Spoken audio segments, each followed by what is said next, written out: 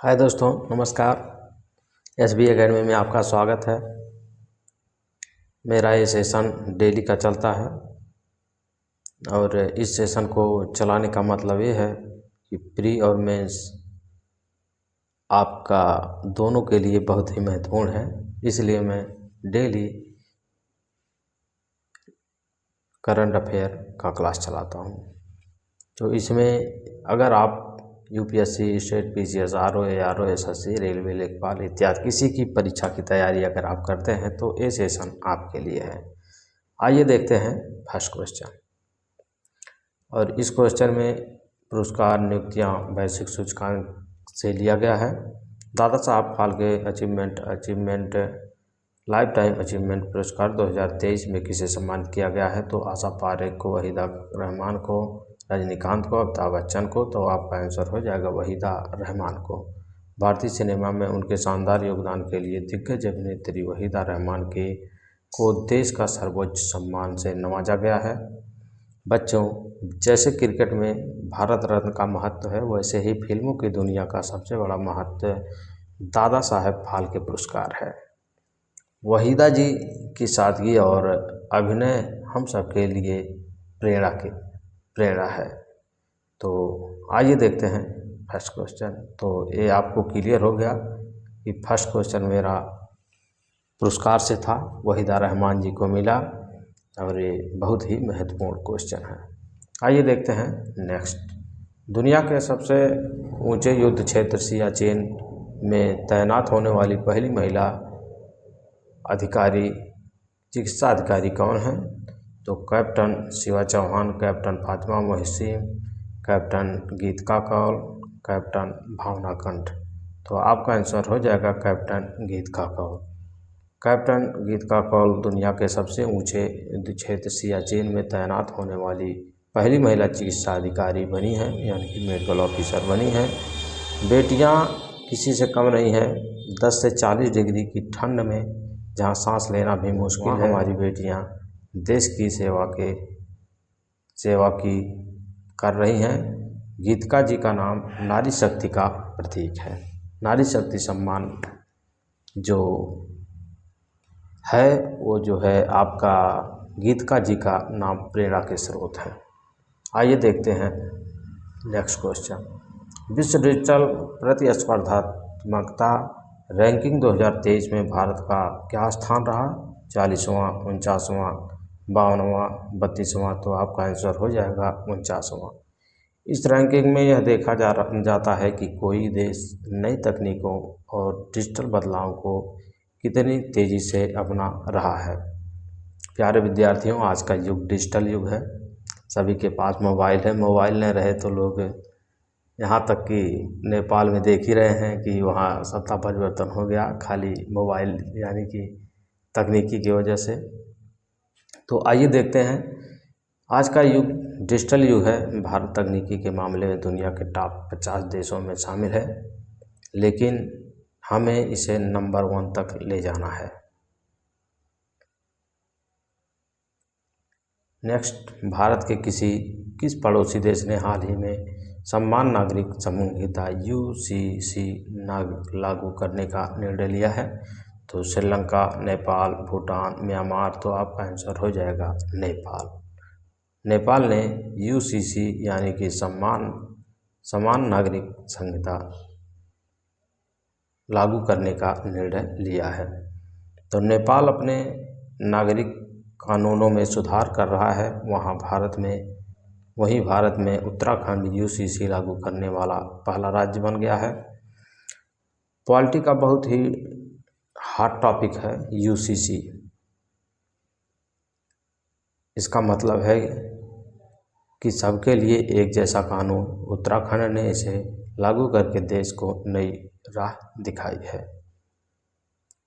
Next, time magazine ने किसे person of the year 2023 चुना है? तो Elon Musk, Taylor Swift, Vladimir Putin, Sam Altman. तो आपका आंसर हो जाएगा टेलर स्विफ्ट। मशहूर गायिका टेलर स्विफ्ट को उनके वैश्विक प्रभाव और संगीत जगत में उनकी सफलता के लिए यह सम्मान मिला है। दुनिया की सबसे प्रभावशाली हस्तियों में इस बार एक कलाकार ने बाजी मारी है। टेलर स्विफ्ट ने दिखाया है कि संगीत की ताकत कितनी बड़ी होती है। आइए देखते हैं अगला क्वेश्चन। हाल ही में उत्तर प्रदेश के किस जिले को देश का पहला कन्या सैनिक स्कूल मिला है? तो लखनऊ, वाराणसी, मथुरा, वृंदावन, आगरा। तो आपका आंसर हो जाएगा मथुरा, वृंदावन। रक्षा मंत्री राजनाथ सिंह ने मथुरा के वृंदावन से संविद गुरुकुल कन्या सैनिक स्कूल का उद्घाटन किया है। यह विशेष रूप से बालिकाओं के लिए पहला स्कूल सैनिक है। कहाँ है? तो संविद गुरुकुल कन्या सैनिक स्कूल, मथुरा यानी कि वृंदावन। यूपी के छात्रों के लिए गौरव की बात है, अब हमारी बहनें भी बचपन से ही सेना की ट्रेनिंग लेंगी।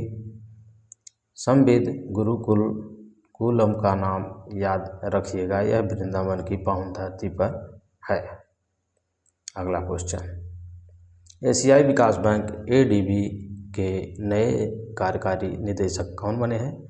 तो विकासशील, समीर कुमार खरे, अजय बंगा, शक्तिकांत दास। तो आपका आंसर हो जाएगा विकासशील। तो वरिष्ठ नौकरशाह विकासशील को मनीला स्थित एशियाई विकास बैंक का कार्यकारी निदेशक नियुक्त किया गया है। एशियाई विकास बैंक के लिए पैसा देने वाला बैंक यानी कि ADBI, एशियन, इसमें भी अब भारतीय अधिकारियों का दबदबा बढ़ रहा है। मनीला, फिलीपींस में इसका मुख्यालय है। ADB का मुख्यालय मनीला, फिलीपींस है। अगला, ग्लोबल हंगर इंडेक्स 2023 विश्व भूख सूचकांक में भारत की रैंक क्या है? 101वीं, 107वीं, 111वीं, 94वीं। तो आपका आंसर हो जाएगा 111वीं। यह सूचकांक देशों में पोषण की कमी और भुखमरी की स्थिति को दर्शाता है। यानी कि भारत में 111वां स्थान है भारत का। और भुखमरी प्यारे साथियों बहुत ही खतरनाक समस्या है और इस समस्या से निजात पाना ही सबसे बड़ी उपलब्धि है। तो इसके लिए सरकार अपना काम कर रही है। तो यह सूचकांक देशों में पोषण की कमी और भुखमरी की स्थिति को दर्शाता है। बच्चों, यह डेटा हमें सचेत करता है कि हमें अभी अन्न की बर्बादी रोकनी है और समाज के हर हिस्से तक पोषण पहुंचाना है। 75वें गणतंत्र दिवस परेड 2024 में किस मंत्रालय की झांकी को सर्वश्रेष्ठ झांकी पुरस्कार मिला? तो रक्षा मंत्रालय, संस्कृति मंत्रालय, गृह मंत्रालय, शिक्षा मंत्रालय। तो आपका हो जाएगा संस्कृति मंत्रालय। संस्कृति मंत्रालय की झांकी की थीम भारत लोकतंत्र की जननी थी, जिसे जजों ने सर्वश्रेष्ठ चुना है। गणतंत्र दिवस की परेड में झांकियाँ सबसे सुंदर होती हैं। इस बार हमारी संस्कृति और लोकतंत्र की झांकी ने सबका दिल जीत लिया है। तो आज का और अंतिम क्वेश्चन,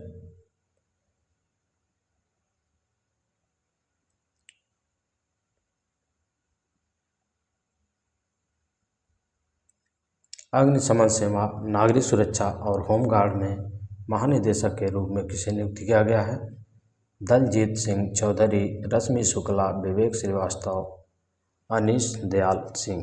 तो आपका आंसर हो जाएगा विवेक श्रीवास्तव। वरिष्ठ IPS अधिकारी विवेक श्रीवास्तव को इस महत्वपूर्ण विभाग की कमान सौंपी गई है। सुरक्षा और आपदा प्रबंधन में इन पदों का बहुत महत्व होता है।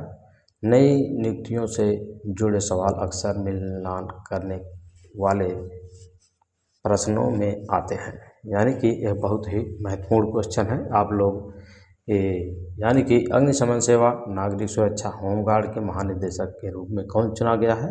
तो वरिष्ठ IPS अधिकारी विवेक श्रीवास्तव को।